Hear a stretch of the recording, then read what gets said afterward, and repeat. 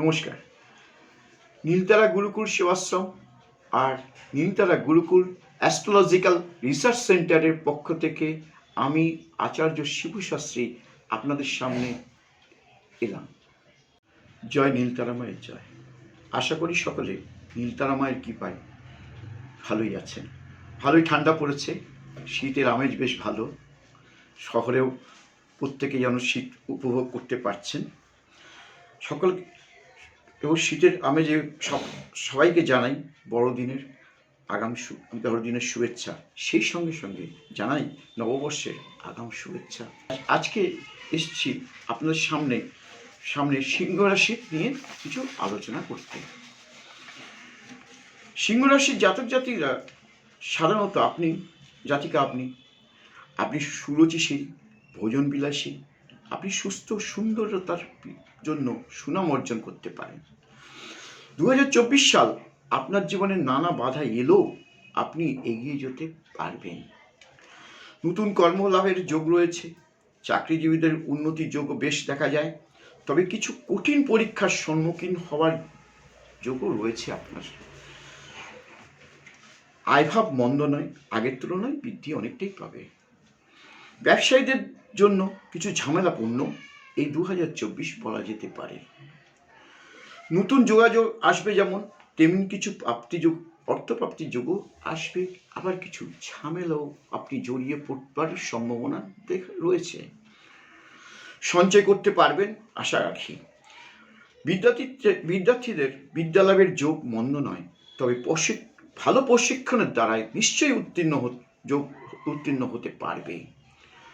অর্থাৎ তবে অসৎ সঙ্গ বা অসৎ ভাব ত্যাগ করো, শান্ত হওয়ার চেষ্টা করো। তা না হলে শিক্ষা, সম্মান এবং তোমার বাবা মায়ের অর্থ নাশ যোগ রয়েছে, এবং সে বিষয়েও তুমি অনেকটাই যত্নবান হও। প্রেম ভালোবাসার জন্য খুব একটা শুভ দেখা ভাব বলা যায় না এই বছরটা। প্রেম ভাব থেকে বিরহ ভাব বেশি রয়েছে, ফলে বিচ্ছেদ হওয়াটাও অসম্ভব নয়।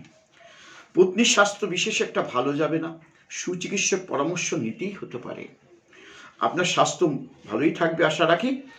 তবে এবছর ব্যয়ভাবে একটু বেশি হলেও সেটা গুরুজনদের জন্য সম্ভাবনা রয়েছে। এছাড়া বাহ্যিক কিছু ঝামেলা চলে আসতেই পারে। ভ্রমণ আপনার জন্য মন্দ নয়, তবে সাবধানতা অবলম্বন করেই চলার চেষ্টা করুন। যথাসাধ্য এড়িয়ে চলার চেষ্টা করুন বিপদ, এবং নানা রকম ঝামেলার মধ্যে আপনি না পড়াই ভালো।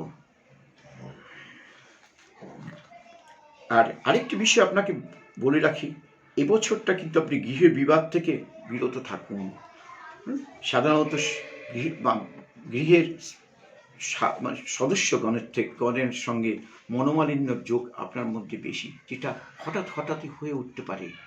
সেটা আপনার চঞ্চলতার কারণ এবং অস্থিরতার কারণ, বা মানসিক একটা যন্ত্রণা আপনাকে পেয়ে বসার জন্যই। এই